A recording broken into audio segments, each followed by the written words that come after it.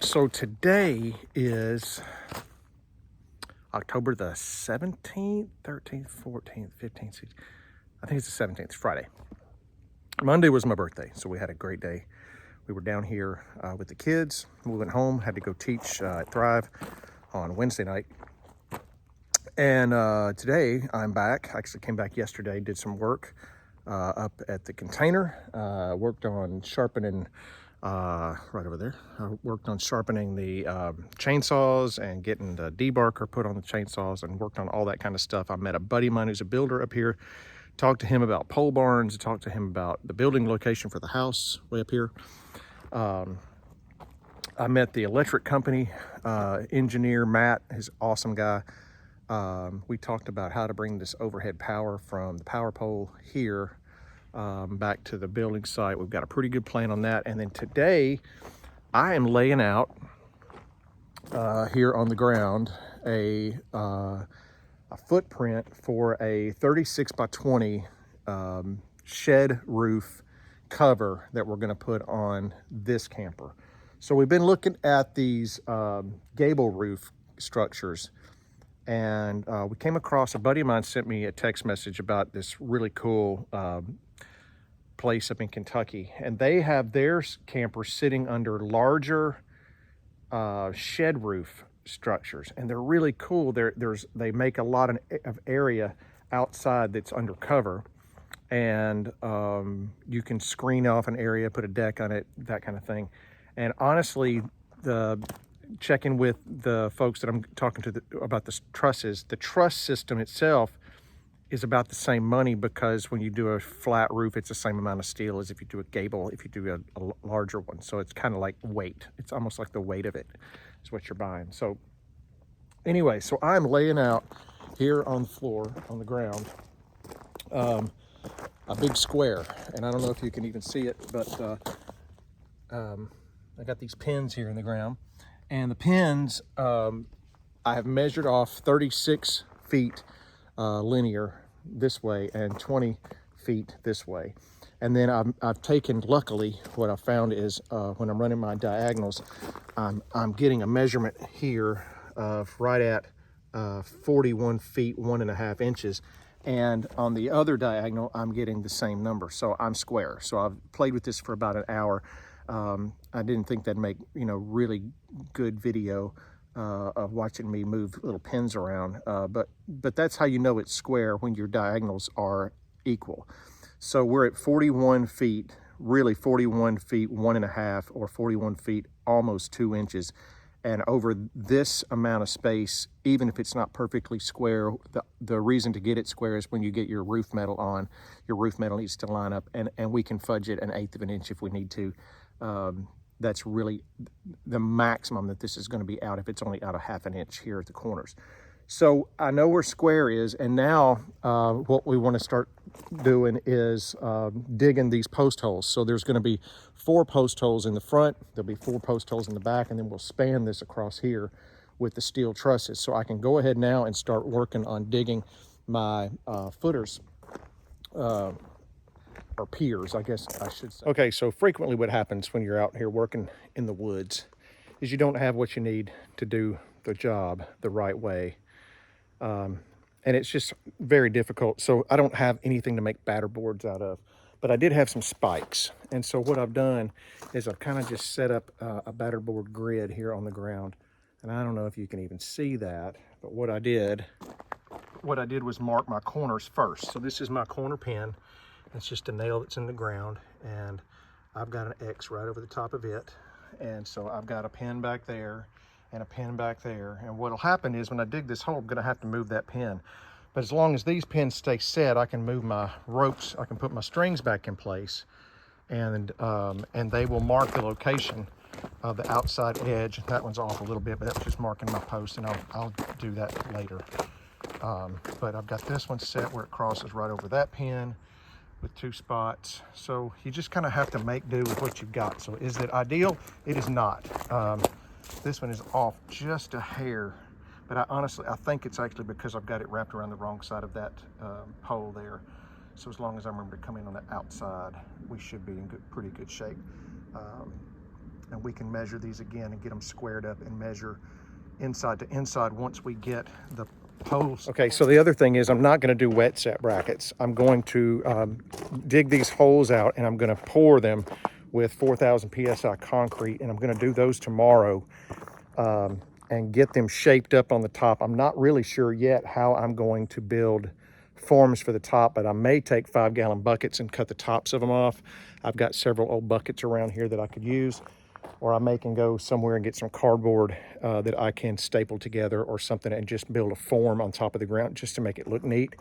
But what we want to do is make sure and get those graded right. So they'll need to be graded up to the same height as best as we can, because we will actually worry more about grade once we get to the top of the band that will hold all of the 6x6s together. We want to make sure those are level across there. So I'm not too concerned about the grading of the top of these piers, except that I want them as level as possible. If they're out by a quarter or even a half an inch, it really won't matter. This is a pole barn, by the way, so nobody's gonna, you know, drywall it one day. So that's the way I'm going to do this, and I've got all of that done now, so I can take my strings down and I can move my pin locations and get the auger in here. I went to my buddy Clint's house just down the road, and he has this little 2-man auger, and I didn't think that thing was going to be worth much at all, but in about less than 5 minutes, I was able to dig that great big hole with it, and without even hardly trying. And you can see this is the original location of my pin right there. And so I wanted to stop before I got too far into that. I'm going to make it a little bit bigger, and then I'm going to use my post hole digger to dig out the sides just a little bit more. So I've got some labor coming in the next couple of hours, but it's cool. It's late afternoon. I'm going to just keep working. Let's see how much I can get done.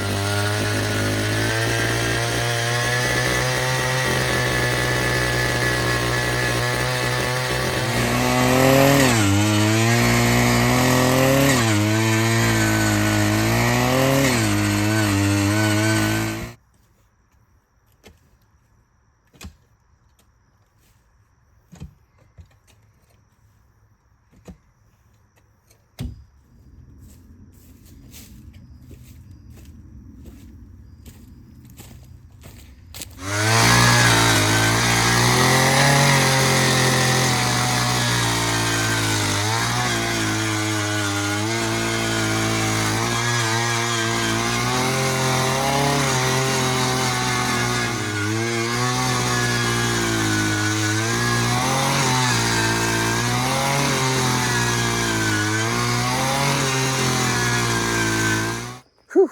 Okay, 4th hole. I'm going to set this, I'm out of breath. It's a workout. I'm going to set this camera up so you can see how hard this ground is.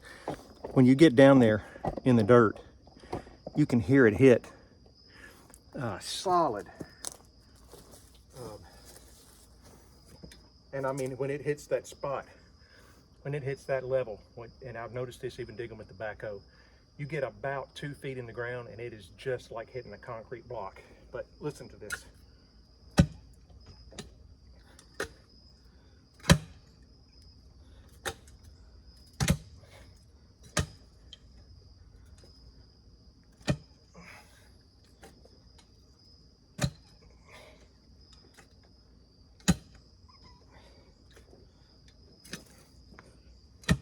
And I'm trying to dig the hole out where it's bigger at the bottom than it is at the top, because these are going to hold 2 bags of sackcrete, and I'd like for it to make a kind of a teardrop in the ground to give it a lot more force for uplift in case the wind was to grab it and lift it up. Every little bit of that you can do, if you could flare that hole out, you know, a couple of inches bigger in the bottom than the top, well, it's going to have, you know, 1,000 pounds of dirt sitting on top of it that it would have to move in order to pull that out, so it'll help with your uplift. So I'm trying to do that, but man, that ground is solid. And I'm down as low as you can get and still get anything out, unless I'm working on that sidewall.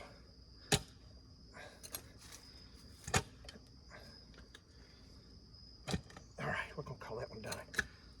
All right, that's 4 holes. and I'm done.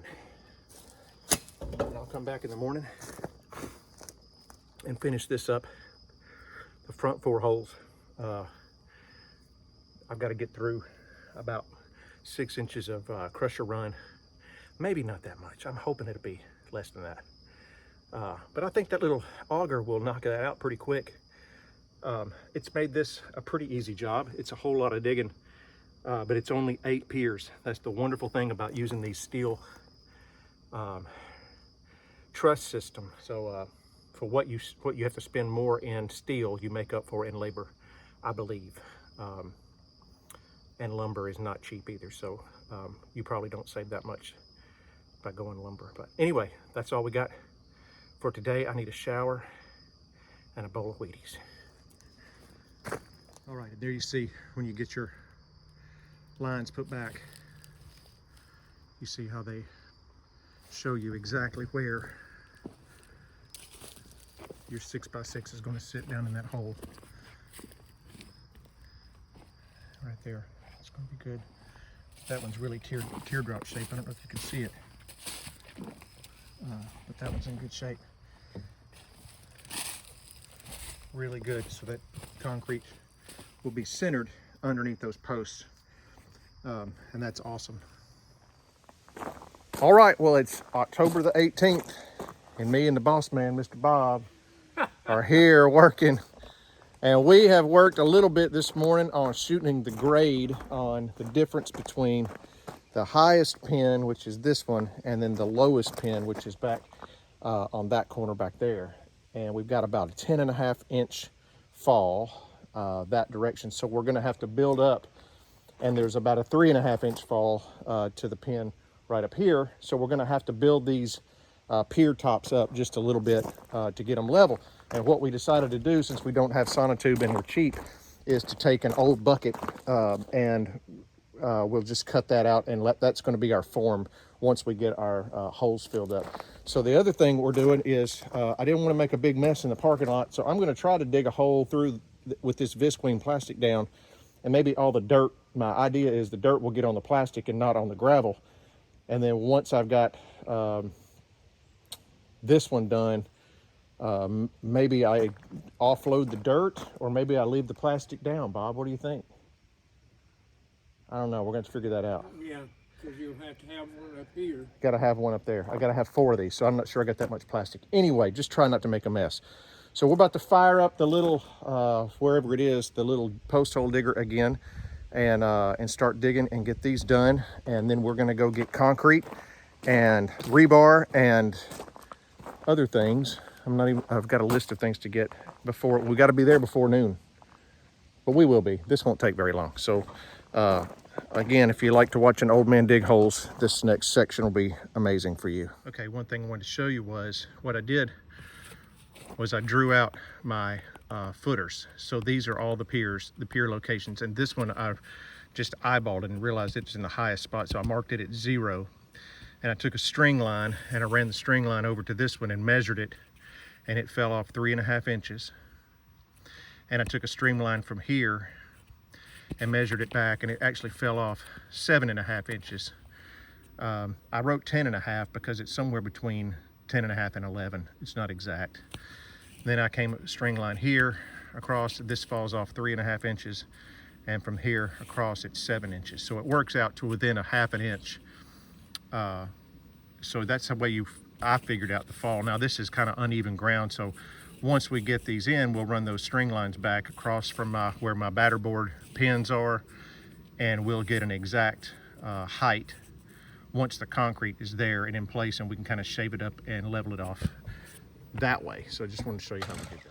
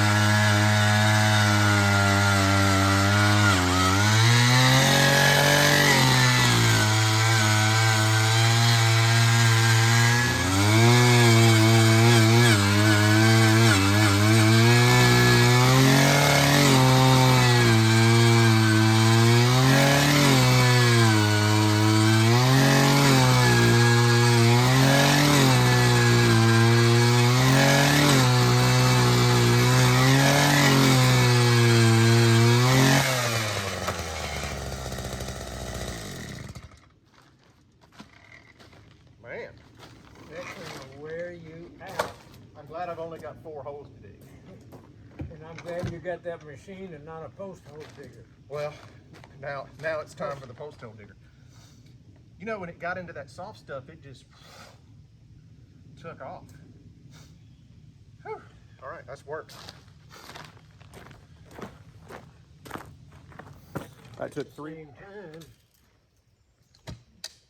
it stabilizes it more horizontally. I think so. Good idea. Possibly dig a little bit different hole for your tension hole. When you're pulling the 4th or 10th post or something, you make it a little stouter. Yeah, probably should.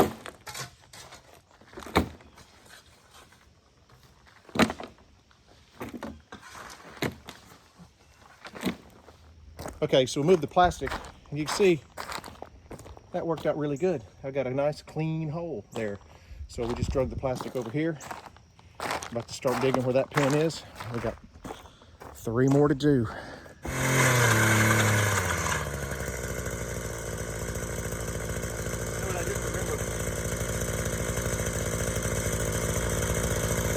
got to be careful right there because I've got a fiber optic cable line under here. It's actually pretty close to this too. They came through my flower bed. Right here.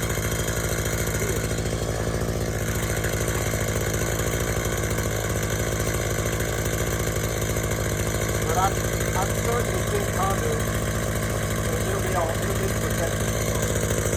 I just don't want to hit it. It's only about 250 feet.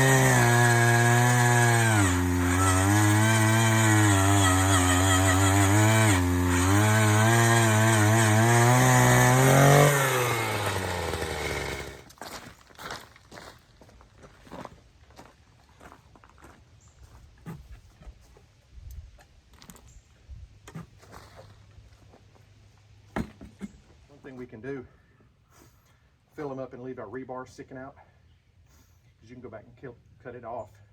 Oh yeah. But if you need to add to it, you can add to it, and that rebar will bond it together. So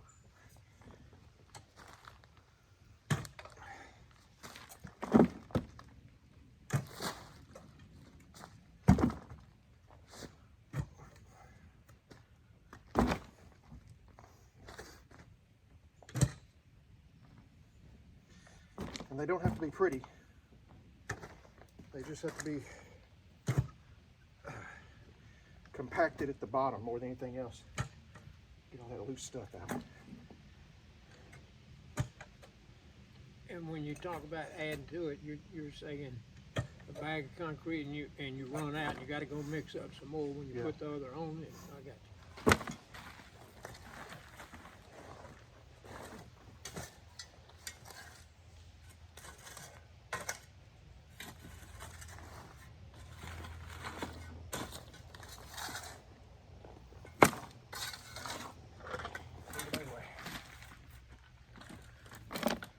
This is a great idea in theory, but it may not work in vivo. Oh, man.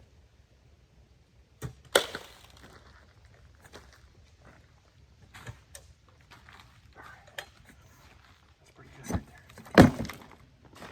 Get this out of the way.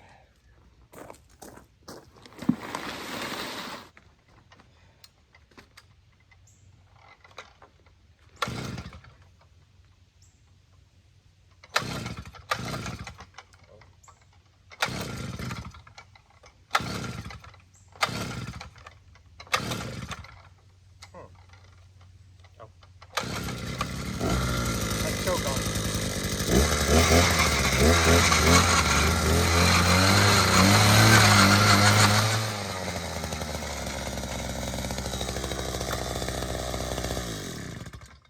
gets to a place where the effort to lift it up doesn't have enough payoff for how much dirt it's taken out.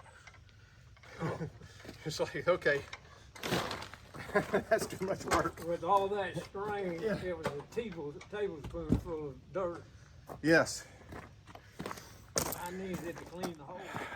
Okay, well, way out here in the country, you don't think about having to do this, but you're supposed to call before you dig, and the reason they want you to do that is because you may hit your own fiber optic cable. So I hit that conduit, but I don't think I damaged the cable at all. So we'll check the internet connection here in a minute to make sure. Okay, 3 down. I just told Bob uno mas, and he said no hable español. So Mr. Bob does not speak the Spanish. Right there.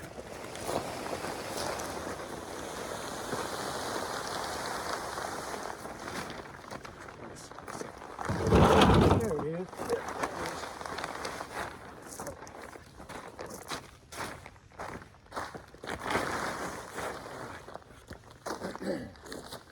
But it still did pretty good. Still beat shoveling. All right, here we go.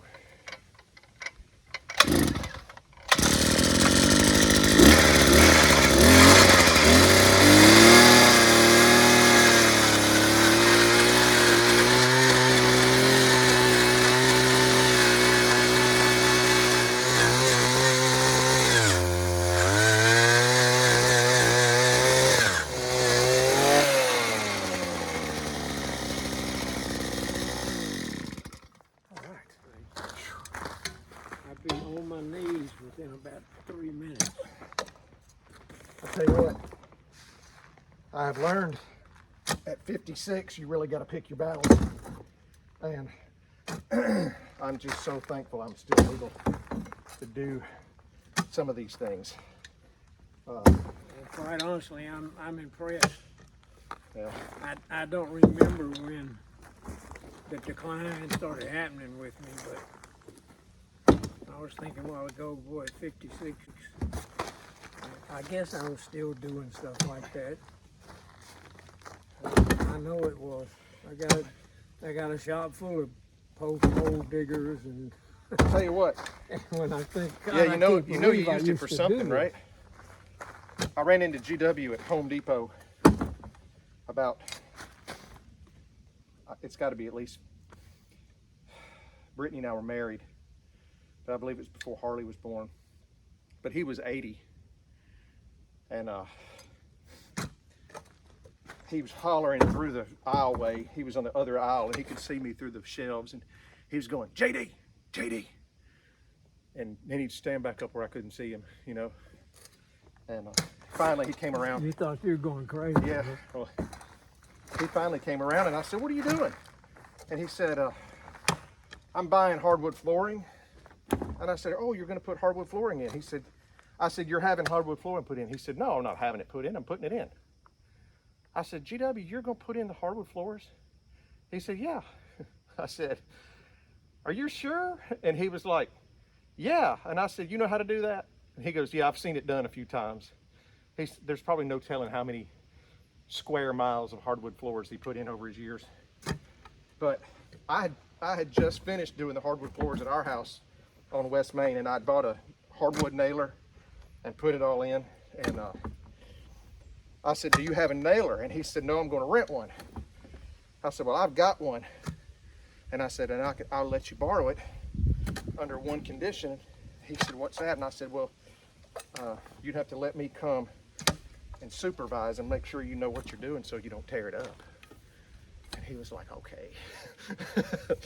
So I met him over at his house that was a Friday, and I met him over at the house that Saturday morning. And I got there at 8 o'clock. And when I got there, he had already laid the entire foyer and half of the dining room by himself. And I'm telling you, at 80 years old, and I was probably 40, maybe 42. He worked circles around me. He wore me out. And I told Brittany, I said, the efficiency of motion. Like he was 3 steps ahead of everything he was doing. He didn't ever, like I spend half my time looking for my hammer. I spend half my time wondering what I did with something else. Going back and forth. But not GW. He knew exactly every step he took had purpose. And it was something else just to watch him. And I've got a friend, Thomas, and I kind of tease him every now and then because Thomas called me one day and told me he got a new job. And I said, what's your new job? He said, I'm a carpenter. I said, wait a minute. It was like... What was his background? Well, my thing was, I said, I know you don't know any better, but don't ever call yourself a carpenter. I said, G.W. Brown was a carpenter. That's the difference between a carpenter and a labor guy. I said, you're doing skilled labor, but you're not doing carpentry. And he was like, at first he didn't really understand, and I said,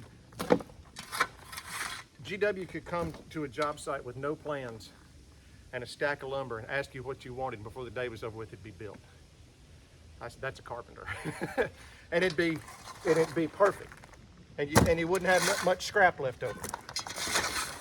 You know?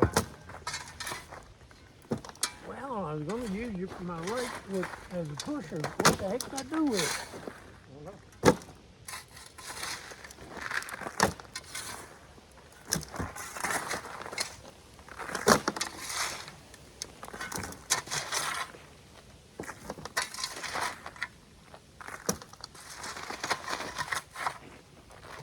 You know, if you had to do a lot of those billboard sign tarps that I've got are tough enough that they would do it.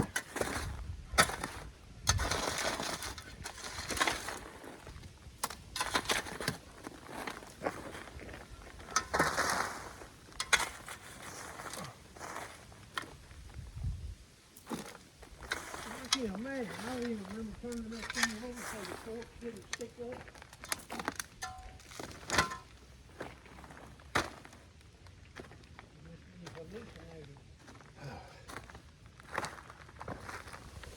All right, well, we're back from the hardware store. We've got our 80-pound bags of Sackcrete. We've got a rebar. I've pulled the trailer up here to the first hole. I don't know if you can kind of see this. I'm going to work off the back of this trailer because I'd like to not be on the ground. And I've got a secret weapon. We call this the Brian method. Not really sure where he came up with it, but I've got a buddy of mine, Brian, who showed me this trick a couple of years ago. And if you've never done it, I'm going to show it to you pretty quick. This is the easiest way to mix concrete. No wheelbarrow, no mess. And what you want to use are these heavy-duty 3 mil, 42-gallon Husky bags. And you literally put your concrete in the bag. You get your water hose and you add water and you shake it back and forth until it feels about right. And then you dump it right where you want it, and that's it. The sack usually lasts 4 or 5 mixes, and hopefully we won't have a lot of mixing and mess and wheelbarrows to clean up, and you'll see how that whole thing worked out. So it should be pretty cool. I'm going to set up a little camera here and just kind of show you how to do it.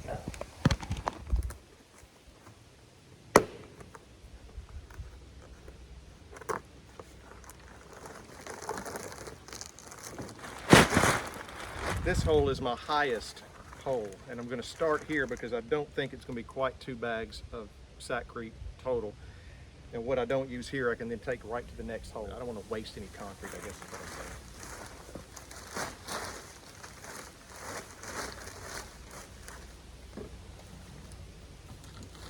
saying. Now, normally we do this with 60-pound bags because they're much easier to manage than these big 80-pound bags.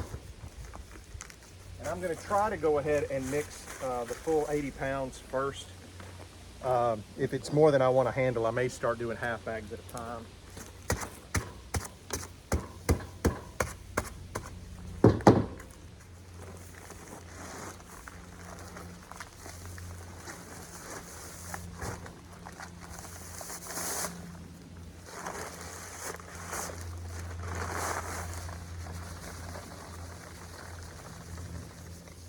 far so good.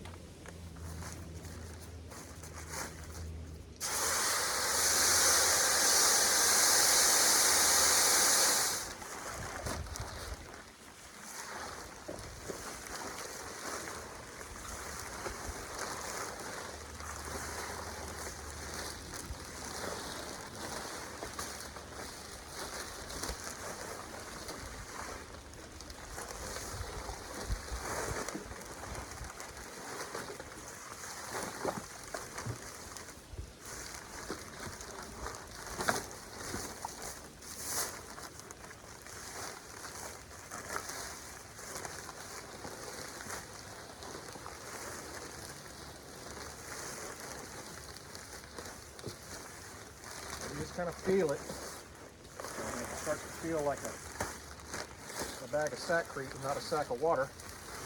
You know it's just about done.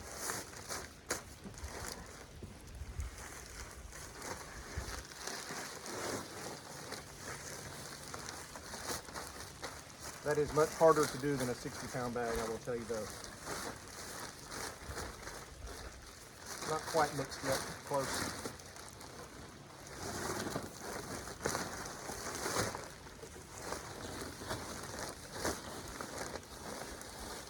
Could go a little bit wetter, I think.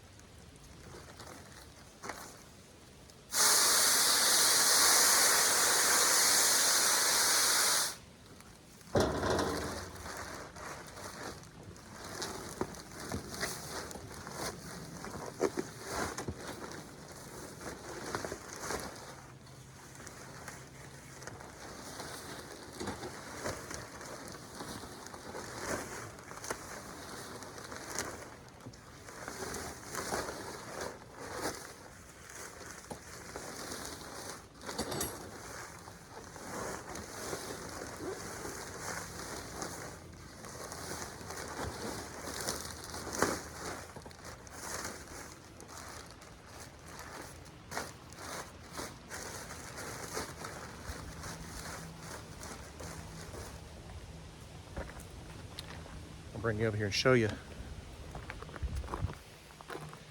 That's what it looks like. That's a pretty good mix of concrete. Pretty well mixed up.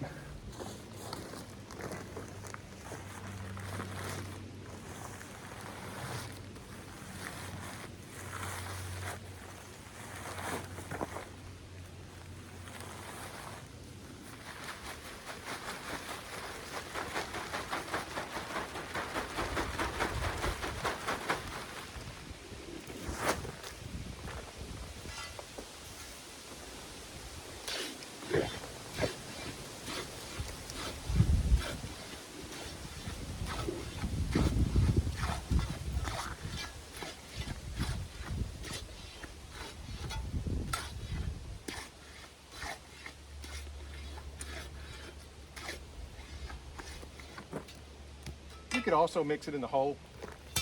Wouldn't be a big deal. Pour a dry sack in there. And you might even do that on your second one, just because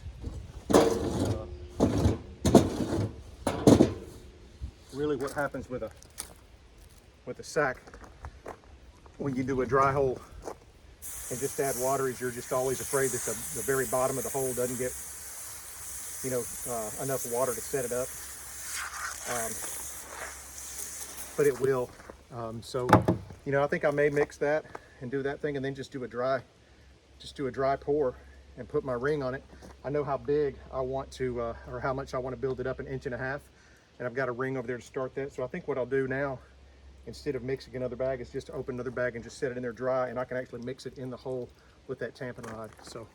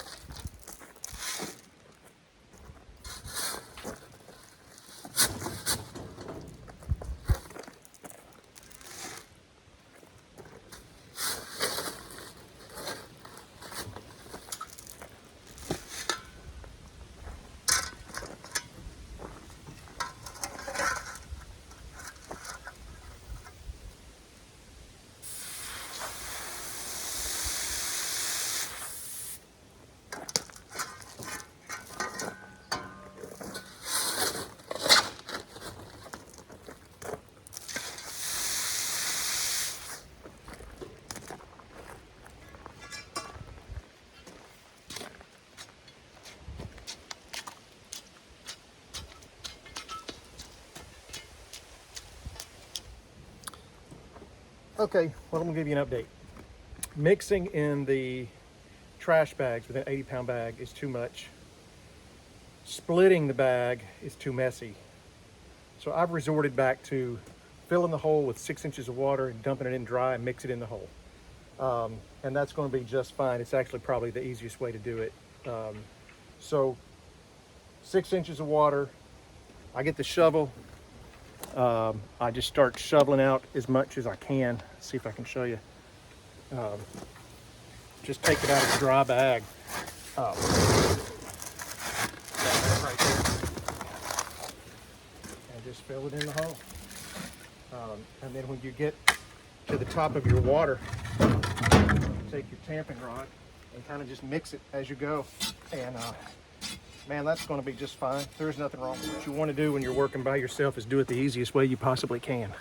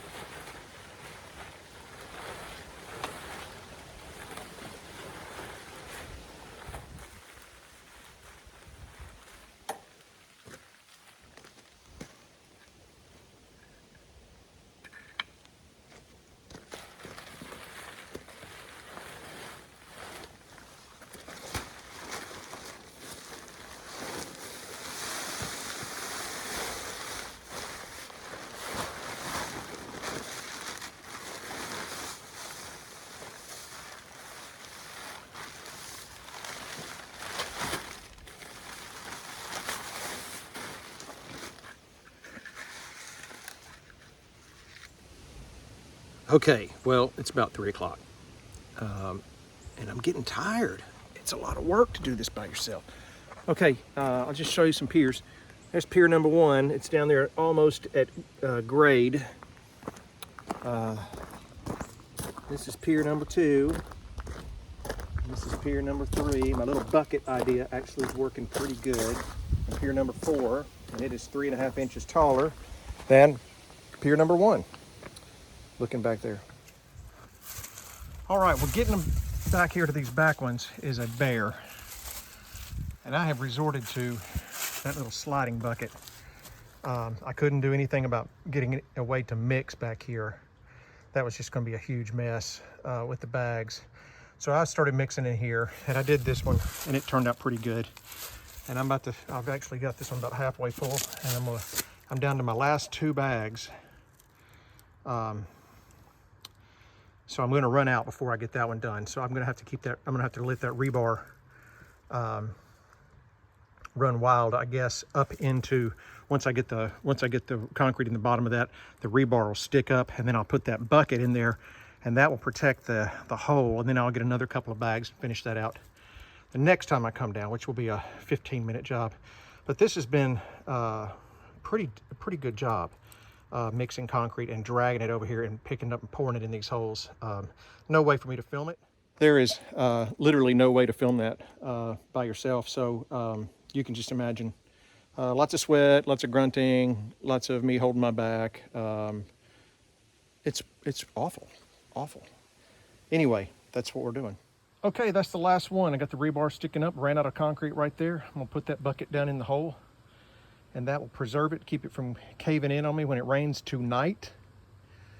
It doesn't start raining until about 2 o'clock. And then pull our string, and our string is laying really nice on top of all of our footers all the way back through there. They're fairly level. We're about a 1/2 inch short here, but we make that up on the post. I'll go around and I'll shoot grade on all of these once they're cured, and I've got my brackets installed. I will go ahead and shoot grade again, and then I will cut the posts at different lengths depending on the height of these footers. And that's how we get it back to a level. So we're really close to level here. We're within probably, I don't know, all the way across there. We're within a couple of quarters or an eighth of an inch maybe in there. So I think that's obviously within the tolerances of a pole barn built in the middle of nowhere. So I've got all the footers in. That's great, except for 1 bag of concrete. I may actually add 2 bags just in case. You know, it's probably a bag and an eighth left over, so that's cool. Anyway, and then we can set all the brackets the first day except for the one, which is a pain, but I think maybe I can get down here the day before and set and do that one bag of concrete that's left over. So I'm going to clean up, and then I am planning on driving back to Franklin, which is going to be a long drive because my back is sore and I'm hot and sweaty and gross, and I got to take a shower. And but yeah, we'll see. I don't know.